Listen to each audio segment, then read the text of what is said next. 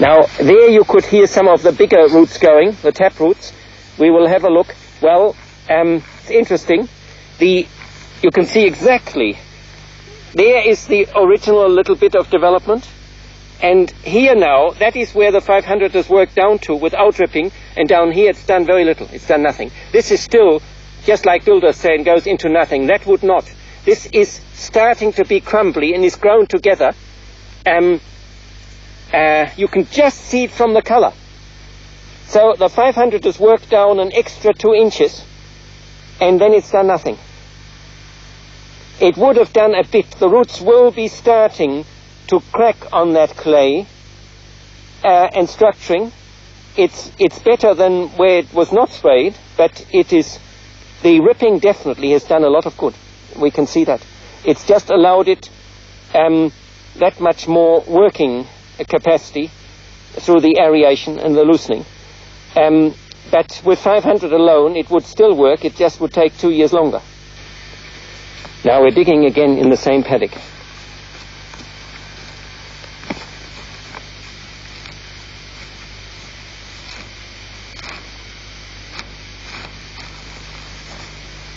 Yes, it is. Just leave it there. It is much of a muchness. You can go by the color. Here it has worked down deeper. It's a bit like a Don Rathbones. It's worked down deeper. There it's worked shallower. But this change of color is the beginning. There we have it on the other side. Here is solid clay. It just would come out in lumps and then go into powder without anything having happened. Just like in a sandy soil. It would not be so in this part. It's just gone dark, as though it had been touched with a purple brush. And here, you can see it's gone there, and that is 500 action. Just dig somewhere here. Yep, just there. Let's just see what it is like. Oh, look at it. It goes in. Yep. Now just bring that out. Yes, bend it back. Put your foot on top of it so it comes out and tears out. Yes, now tear that out and lift it up. Yeah, well, just lift it up. Now this is, out in the sun, up high. Well, hold it there. Hold it. Turn it to me more. Now, it's a terrific pity that this is not a better monitor. My daughter, when we looked at that on where the Super VHS could be fully shown, you've got to look very carefully. This part here is so interrooted, exactly as I speak of in regard to quality of roots in Lecture 7 of Volume 2. This is exactly the same, uniquely so, and all these roots, none is in the way of the other. It is like polyphonic music of Bach's, but it's not just roots, it's not just that it's got structure, it is the actual interaction between those roots. You see, something goes on between the roots, and that is the vital part. This is the typical structure on this place here. It's bone dry to walk on, and there we are. We have a beautiful structure. Now here is a similar piece from Ivan Stolz, and what you want to know, and that's done again with my little camera, the way these roots go here, that if you had it as a painting, you would be interested to have it as a painting. They don't disturb each other, and there are so many, and they're so in interaction, each one individual, and yet in interaction. That is what is called polyphonic music. It is amazing what is in this one here. Now keep those pictures in your mind for what's coming now. I am here at a citrus grove that has used organic methods for 10 years, and it's quite a sizable place. No artificial fertilizers were used in this time. No chemical sprays other than weedicides. And we will see in a moment, when we dig up soil, what the effect of the weedicides has been, and how the soil development has taken place with good clover sown there is good clover here on top. And just bend the shovel back and bring it out and go over there in the sun. So, and turn round now into the sun. Yeah, there is sun. Now we want to have a look at what has happened. There is very good big clover growth on top. And underneath as yet,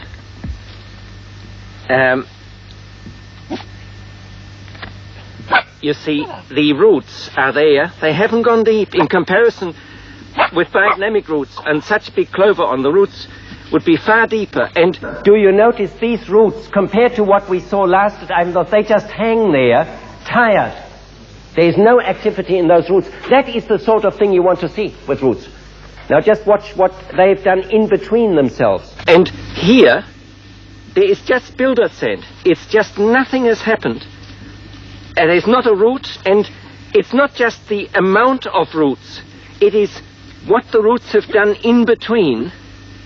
The soil, how they have structured the soil, how it is all tied together. If this is shaken, one can just shake the soil away, and it's just like digging in a sand heap, a child's sand heap, and these roots haven't tied it together. Once this soil here has had 500 for 2 or 3 years, even 1 year, it will make a big difference. I can't say exactly how quick the change will be. I never give a promise. Normally it is already very marked in 1 year, but as weedicides have been used, actually not where this was dug, maybe earlier on, but not more recently, we have to overcome the weedicides. 10 years, no fertilizer, no chemical sprays. The trees at one glance say we are not over nitrified. They are not the bluey green color. I've got that in another sequence somewhere else, a real. I had to wait a while until I found one. They're not using quite as much now as they have done. I asked next for an orange. I said, pick the ripest orange you can find in your garden, and what do you think that tasted like? From the look of the soil, from the look of the trees. Well, it did not have the bitterness of nitrification, yeah, if the plants were bluey green, but it had no flavor either. It was watery, yeah, no flavor. How were those trees fed in these 10 years? Please, the experienced BD people, how were these trees fed?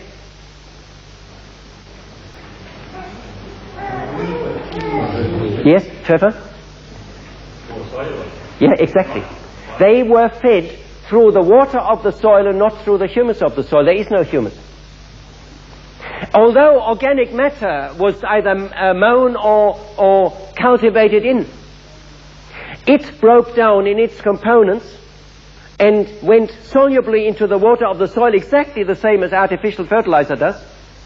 But because it was not in such concentrated form as NPK would have been out of a fertilizer bag, it didn't blacken the trees in color. But there is no root system, there is no humus system there to have guaranteed any other way of feeding. It's not possible. Now, in our standards, that is the first criteria, that the plant be naturally fed. That can only be naturally fed if you have the root systems we have looked at on the 2 farms before. Then any feed goes into the humus and out of the humus under the jurisdiction of the sun, exactly as I described in lecture 1 of volume 1,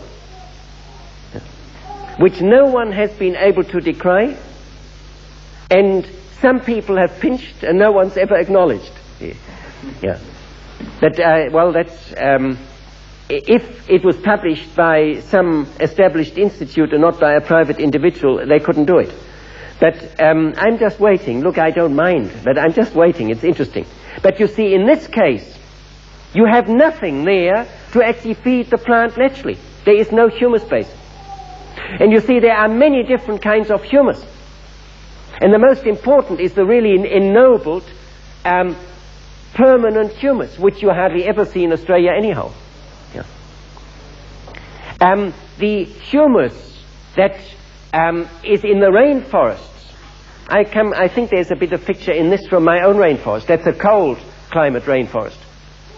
That is not a permanent or noble humus. It's organic matter in very quick changeover situation, but never is it built into a really high quality permanent humus.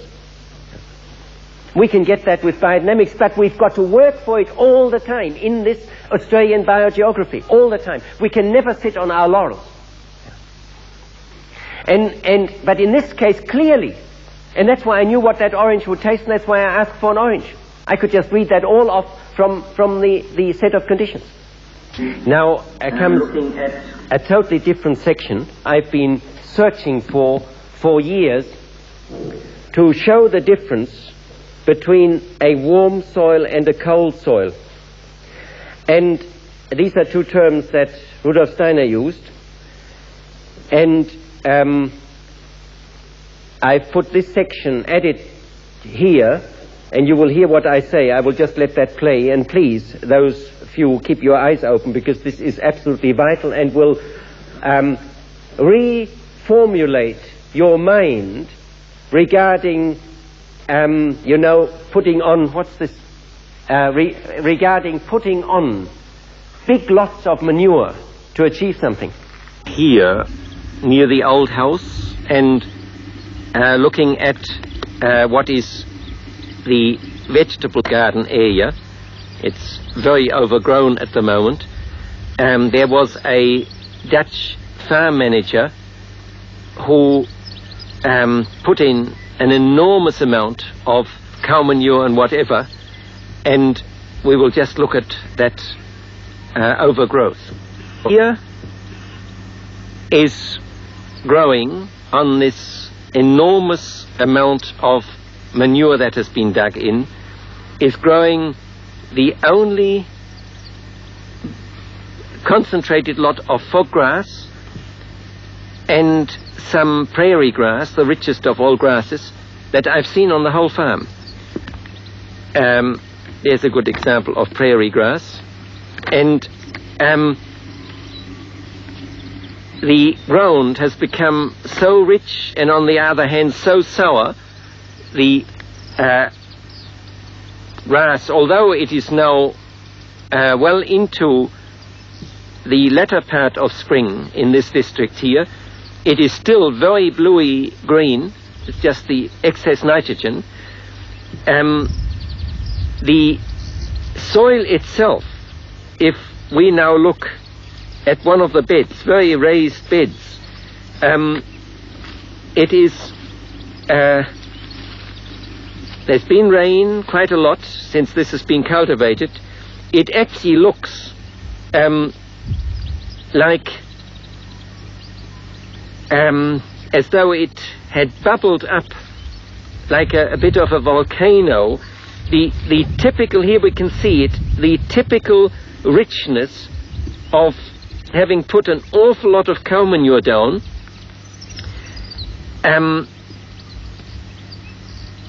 When so much manure has been put into ground, of course this ground will grow whatever one would like to grow, but because of the richness, whatever is put there is forced.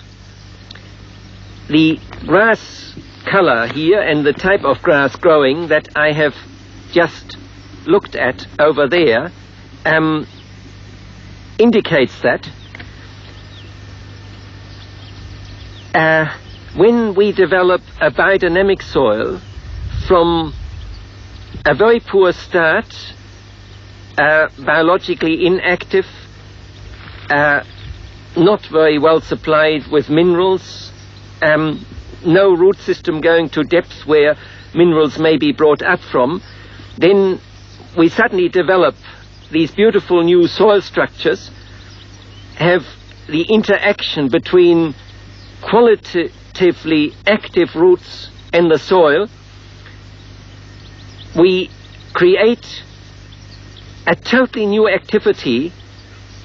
Wherever there's activity in a human being or anywhere else, energy, new energy arises. The new energy in this biodynamic soil development is like a new warmth in the soil, energy warmth. There is quite insufficient NPK and other elements in the first place. The soil is starved, and yet we change it, create new topsoil, and have plants actively growing, and don't manure. Not necessarily. Only in extreme cases do we give a little bit to start, say, a white sand off, but in general we don't. There, the change from biological inactivity and very poor growth to what we achieve is a totally new impulse, and as I just said, an energy creates the change in the soil, not like what I'm filming here, that we just put a whole lot of cow dung in, so much that it actually is almost a cow manure heap. There is no new energy required to grow the plants. They are not grown healthily. They are just living on the input of too much NPK, etc., as these plants then show. The variety of plants growing, the expression is all long, very wet grown, over-fertilized fog grass. Now, in this case, even if treated biodynamically initially, there is no need for this new energy warmth that can convert a soil, because the soil is plugged full with the old NPK forced into the ground, and roots don't develop so very much in that case. They don't have to. Everything is on top of the plant, because the development is on at the top end of the plant, and very little underneath, because the plants are just sitting in insoluble NPK from all that manure.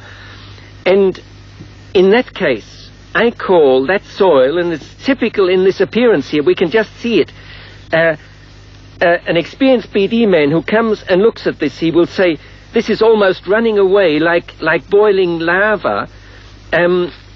It is like a manure heap running away. Well, there is no chance of the new energy warmth to start until we get a lot of that excess in NPK out of the soil, and then start healthy plants off on a warm soil instead of this very cold soil. It's cold because it's inactive. However rich it is in mineral supply, it's inactive.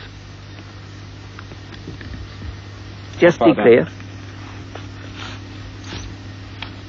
Now break it open. See, in spite of the richness, it is breaking open. Of course it has some colloidal structure, but it is actually breaking open nowhere near with the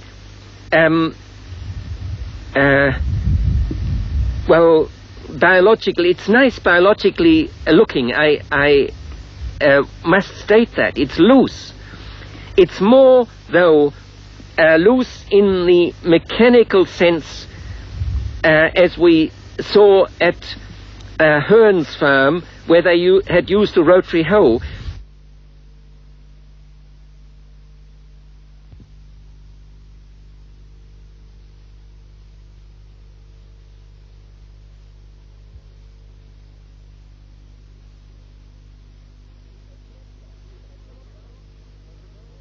it has not got the variety of bigger and smaller crumbliness structure. It is more an even, sandy-looking biological structure. It is a biological structure to a degree, but one must learn to read very carefully when one opens up ground. If it's just loose like this is, it could have been done by a rotary hoe, or whether it is really a grown, biologically grown crumbliness in the sense of what the soils were like up to 60 years ago in the old countries when a farmer ploughed his ground. It is then, it was, and it could be again with biodynamics today, a much more interesting structure of crumbliness than this shovelful has. It could have just been, as I said, done by a rotary hoe, because actually the looseness is too even. That's like a mechanically made looseness. There's been no real truly structuring activity as we can have in very poor soils that have been converted by the biodynamic preparations in the right cultivation and the right roots to a totally different warmth of active, newly energized structure. Now we will go and look at some of the bigger plants and dig them out, but here just dig a bit more. You see, the bigger lumps that come out first, they already show, even right on top here. At a Hearns, we would have, or on my own soil, we would have never seen lumps that, in spite of the looseness, on top and even underneath, look like rock. What he's digging out now is a bit like rock, or it turns into sand, and it is very rich on the other hand, because so much has been dug in. But there are lumps here that just are not really structured lumps, bigger lumps. They're either bits of rock, and if he touches them, put that down and just bash the shovel on top, or bash it, take it out again, and bash it, take it out again, put it aside. There is this lump at the bottom I'm just focusing on, in the bottom of the hole. Now you crunch that, hit onto it with the shovel. See, it's pretty hard. Now it will break up into absolutely nothing, just into dust. You could, yes, there, you see, he's already got just dust. Now if that had been properly structured in big and little lumps, that would never happen. You could not do it. It would be like what I have on my own soil, in my own garden, where I said I've got to be very careful cutting it with a shovel and laying it over, that it doesn't break into the desired lumps that our ancestors produced with a mulboat plough. The mulboat plough cut